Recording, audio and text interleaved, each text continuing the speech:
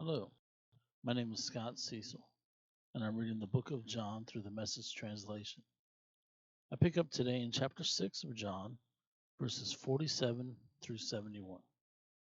Enjoy.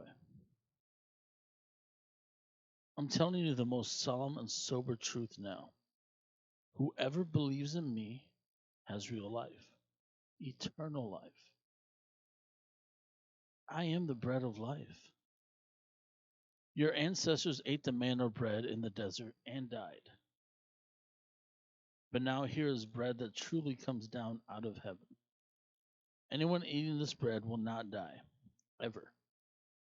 I am the bread, living bread, who came down out of heaven. Anyone who eats this bread will live, and forever. The bread that I present to the world so that it can eat and live is myself, this flesh and blood self. At this, the Jews started fighting among themselves. How can this man serve up his flesh for a meal? But Jesus didn't give an inch. Only insofar as you eat and drink flesh and blood, the flesh and blood of the Son of Man, do you have life within you. The one who brings a hearty appetite to this eating and drinking has eternal life and will be fit and ready for the final day.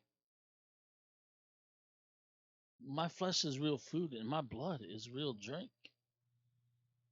By eating my flesh and drinking my blood, you enter into me and I into you. In the same way that the fully alive Father sent me here and I live because of him, so the one who makes a meal of me lives because of me.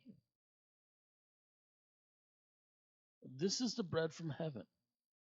Your ancestors ate bread and later died. Whoever eats this bread will live always. He said these things while teaching in the meeting place in Capernaum. Many among his disciples heard this and said, "This is tough teaching, too tough to swallow." Jesus sensed that his disciples were having a hard time with this and said, "Does this throw you completely? What would happen if you saw the Son of Man ascending to where he came from? The Spirit can make life. Sheer muscle and willpower don't make anything happen. Every word I've spoken to you is a spirit word, and so it is life making. But some of you are resisting. You're refusing to have any part in this. Jesus knew from the start that some weren't going to risk themselves with him. He knew also who would betray him.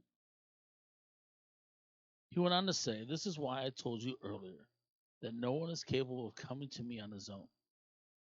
You get to me only as a gift from the Father." After this, a lot of disciples left. They no longer wanted to be associated with him.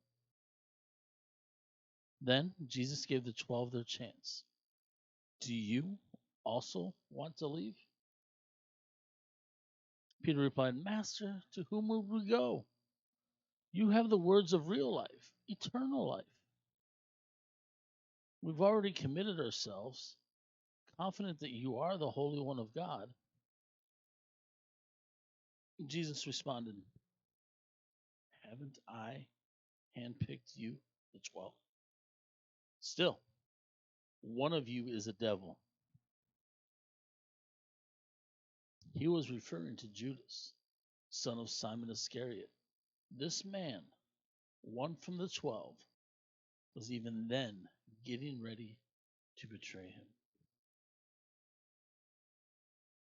Thank you for joining me in the reading of John, finishing up chapter 6 today. Please join me tomorrow as we begin chapter 7. All right. Have a blessed day.